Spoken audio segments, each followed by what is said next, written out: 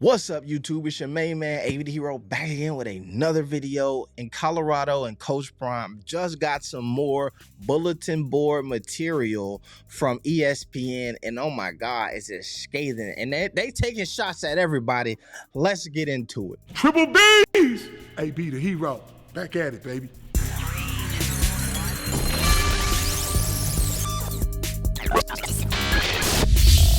Okay, so in a recent episode or segment of Mulling It Over, right? This is a segment with Dan Mullen, and he's talking about different topics in the college football landscape, a few different teams. And in this portion of it, he talks about Colorado, right? And here's the first reason why I'm telling you this is bulletin board material, because if you scroll down here, look up underneath of me here. Let me take me off the screen here. All right, so what you see, the title of this video is Pump the Brakes, Dan Mullen on Deion Sanders and Colorado's success. Hold up, pump the brakes. He's saying it ain't real, slow down. Now, everybody got entitled to an opinion. Everybody is entitled to an opinion. However, when they throw you in the title and use you as clickbait, that's when you start to take things personal. And from what I can see, this Colorado team's got a lot of last chance Michael Jordan in them. He said, what? We took that personal. They gonna figure out my man Dan Mullen's here, got the purple on, looking like he went to TCU. They gonna take it personal. He don't think he went to TCU, but you get my point. Now, let's watch the video. State, they looked like Florida State of old last night. Okay, we are mulling it over. Colorado can contend for the Pac-12 this year. Absolutely not. Okay, good. They absolutely not. I'm going to tell you what. I think a lot of people are looking at them. Are they a 2, 3, maybe 4-win team? I think they're getting to a bowl game.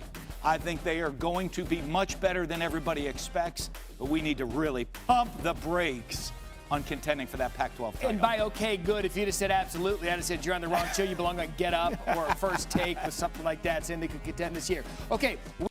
Yo. Hey, yo. I don't know if you caught that, but he took a few shots at a lot of people. Obviously, he took some shots over at Colorado and all of that stuff. But my man came back in here with some scathing shots at First Take and Get Up and all of those other shows as well. So I wanted to play that all the way through. Now I want to go back and slow it down. I just dissed you. Yeah, that's a battle rap reference if you ain't hip. But what I want to do is really give you some insights on what some of the things that I think are being said here. Let's get into it. Over. Colorado can contend for the Pac-12 this year. Absolutely not. Okay, good. They absolutely not. I'm going to tell you what. I think a lot of people are looking at them. Are they a 2, 3? First off, I want to listen to this, right? The word contend, right? The word contend doesn't mean that you'll win it.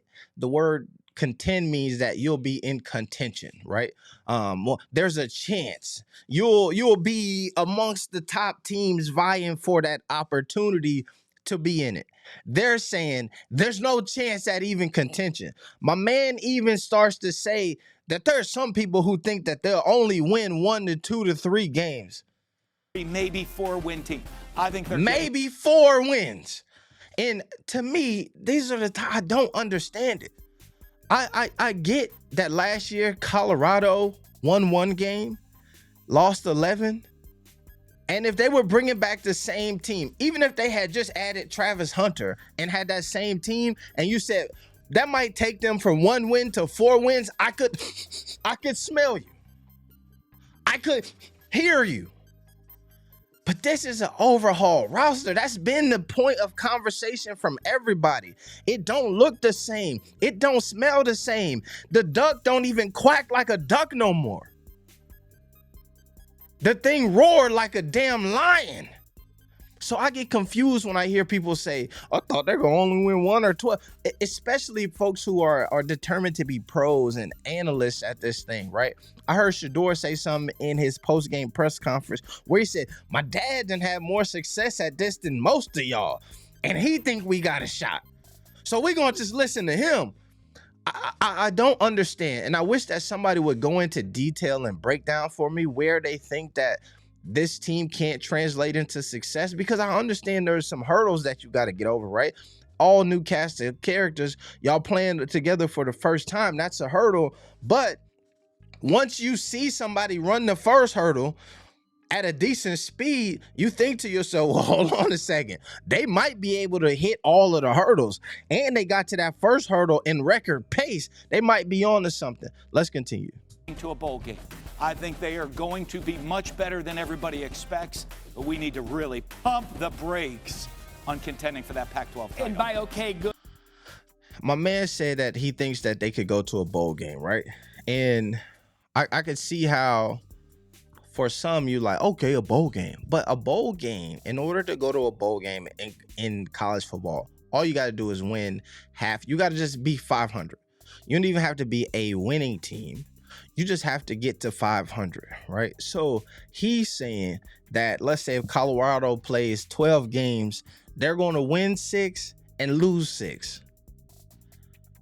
They're going to win 6 and lose 6, right? And here's why I will tell you it's there. Because in the Pac-12, if you win like 8 games, especially depending on which division you win, you're in contention for the Pac-12 championship, especially if the games that you lost are out of conference, right? So obviously they play TCU. TCU is a Big 12 team, so that doesn't affect the contention in the Pac-12. But I'm telling you that the way that the rankings were set up, especially at the beginning of the season, TCU is ranked higher than a bunch of these Pac-12 teams that Colorado will have to play. Now, going into next week, they start to play Nebraska. Nebraska, Pac-12 team. It matters. Or no. Did Nebraska move? No, Nebraska Big 10. Big 10, I'm sorry. But once you start to warm up, once this team get into Pac-12 play, it's going to be Banana Ocho. And I'm telling you that they're going to be clicking on all cylinders. All right. So I want to go here to this last statement from my man here. Good if you just said absolutely. Pump the brakes on contending for that Pac-12 title. And by okay, good, if you just said absolutely, I'd have said you're on the wrong show. You belong on Get Up or First Take or something like that, saying they could contend this year.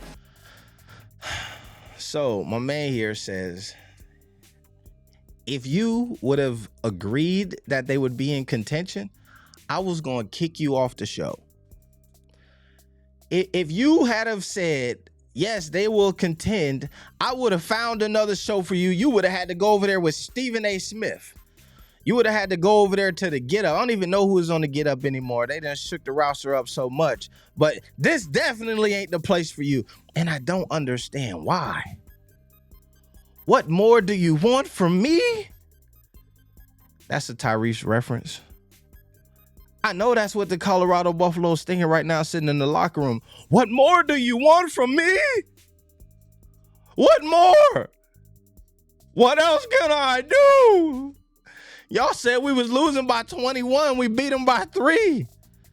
The offense looked unstoppable. We came out of that game with no major bumps or bruises. We still rolling on a river. To me, and this is where I get serious with y'all for a second, is when I ask myself that question, right? In what world would this be impossible, right? Is it a heritage? For one, it's a traditionalist mindset, right? It's this idea that Colorado, who has been historically a bad program, can't, just as a program, folks can't even envision them having higher levels of success. It just can't happen, right? They just came from the Big 12. They're in the Pac-12. Not much success since they've moved over there. It can't happen. Just simply because of the program. No matter who is there, no matter what, no matter if you got the number 1 player in the country, no matter if you got the FCS All-Americans tattered through the roster, it doesn't matter. It's the heritage of the program that people take into issue, right? Then on the other side of that, I had to think a little bit deeper, and I go, But is it Coach Prime? Is it that people just don't believe that he, as a person or an individual, has what it takes to elevate a program? Right? Yeah, you could do that in the HBCUs. You could do that down in contention with these FCS programs. But on this level, you don't have what it takes. I doubt that it's Travis Hunter. I doubt that they saying Travis Hunter is not good as we think he is, because they had him ranked as the god of football for years. I don't think, I pray and I don't think that is Shador. They don't think Shador can do it because you've seen him dominate. I have to believe that the only thing that they're seeing is Coach Prime. And I don't understand that. I hear this all the time when people talk about Deion Sanders. They say the man has won and been successful at everything he's damn near put his fingers on.